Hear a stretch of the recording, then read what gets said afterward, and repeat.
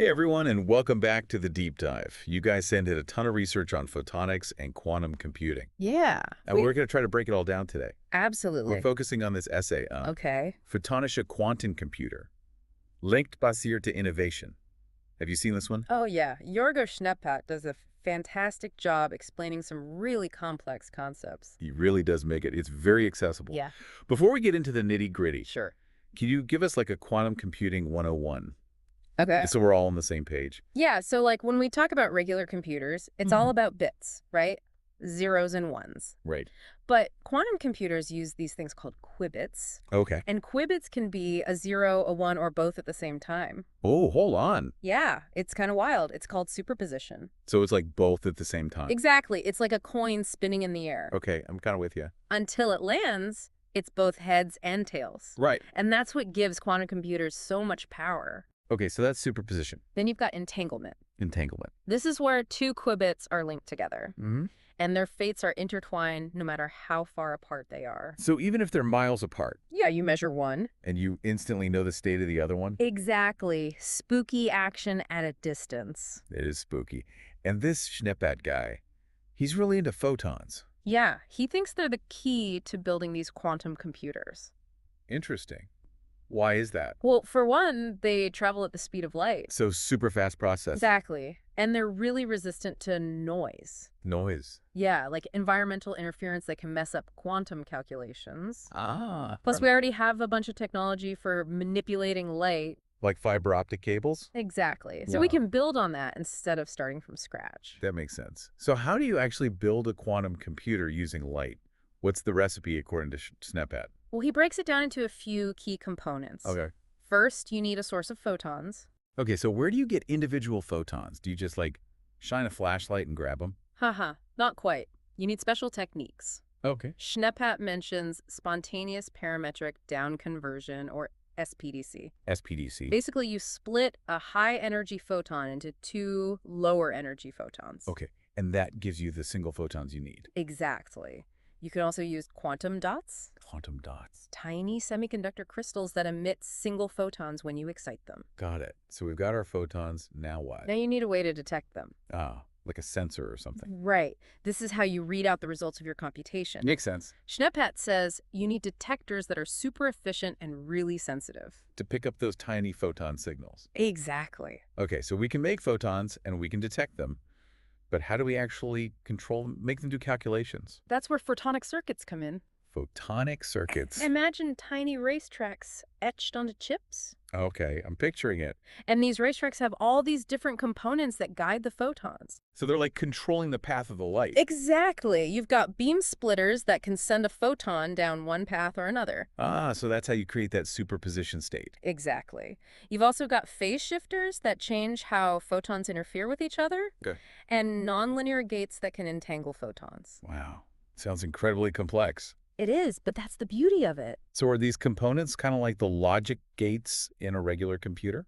You could say that, just like logic gates manipulate bits. Right. These optical components manipulate photons. So they're the building blocks of quantum algorithms. Exactly. So we've got photons zipping around these tiny circuits, interacting with each other. Yep. And we're using detectors to read out the results. It's all starting to come together. It is. Mhm. But what can we actually do with these photonic quantum computers? What problems can they solve that our current computers can't? That's what we'll dive into next. Schneppat highlights some truly groundbreaking applications. Okay, now I'm really intrigued.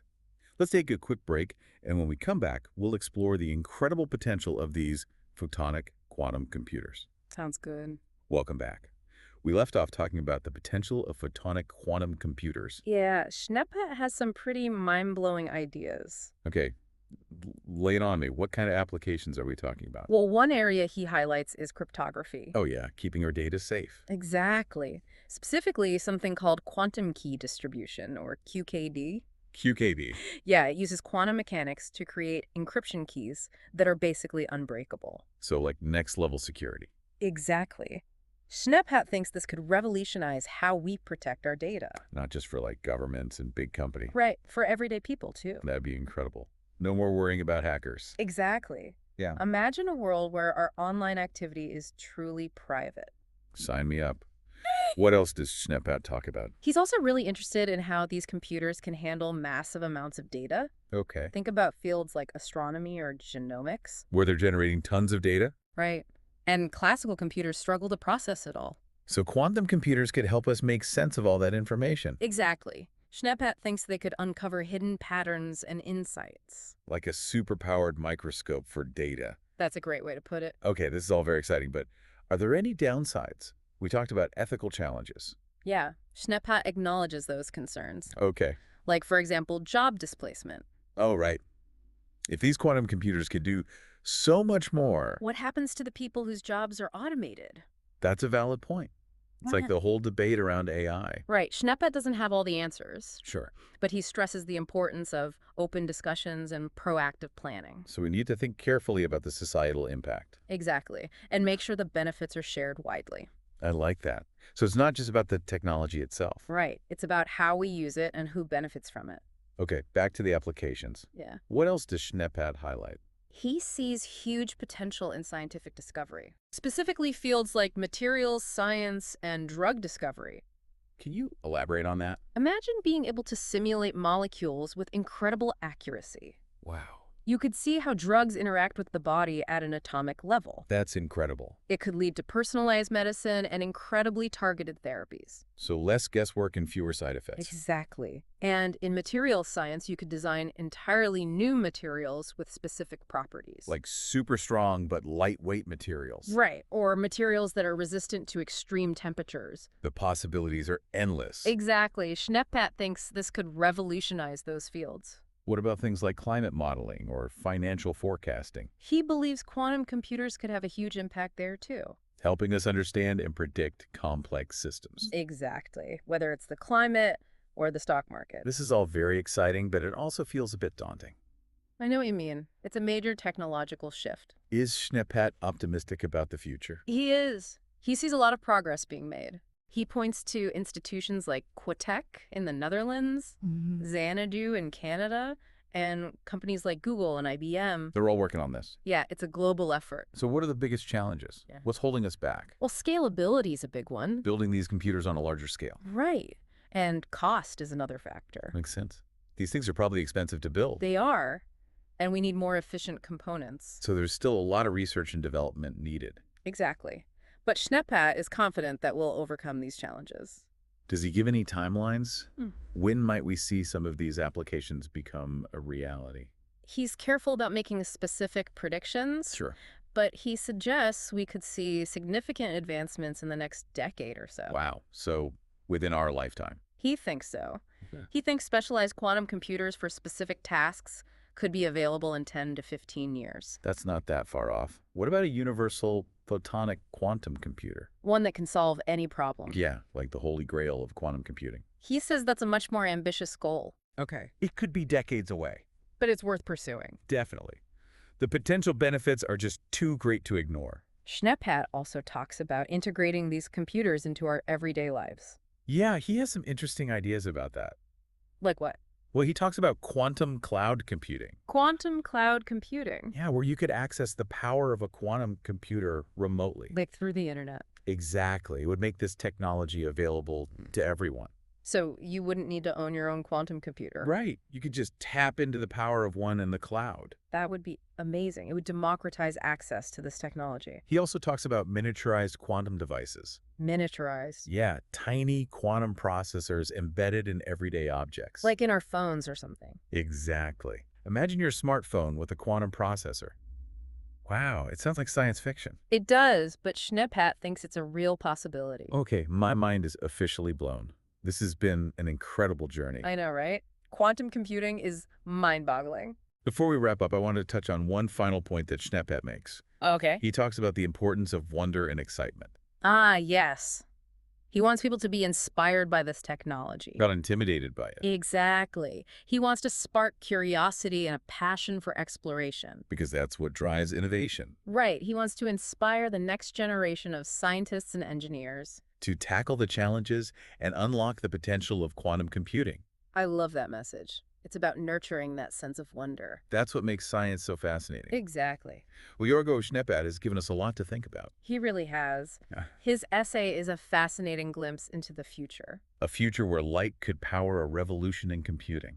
It's a future full of possibilities and challenges. And it's a future that we're all a part of. Absolutely. We're all along for this ride. So let's embrace the unknown and see where this journey takes us. To the quantum realm and beyond. So as we wrap up our deep dive into Yorgo Schneeppad's essay, I'm curious about his concluding thoughts. Where does he see this technology going in the long term? Well, he ends on kind of a cautious but optimistic note. You know, he really believes photonic quantum computing could be transformative, but he emphasizes it's a journey. Not a destination. Exactly. It's not like we're just going to build one quantum computer and be done. Right. It's about constant development and exploration. Absolutely. And he stresses the need for continued investment in R&D. Both in like the actual building of these machines. Yes. And in exploring all the potential applications. It seems like he's really passionate about collaboration too. He is. He talks about the importance of academia, industry, and governments all working together. To really push this technology forward. Yeah, breaking down those silos and creating a shared vision for the future of quantum computing. And making sure it benefits everyone. Absolutely. He also brings up something really important. Okay. The need for a skilled workforce. Right? We need people who can actually build and operate these machines. Exactly. We need engineers, physicists, computer scientists, technicians. So it's not just about the hardware. It's about the people, too. We need to invest in education and training.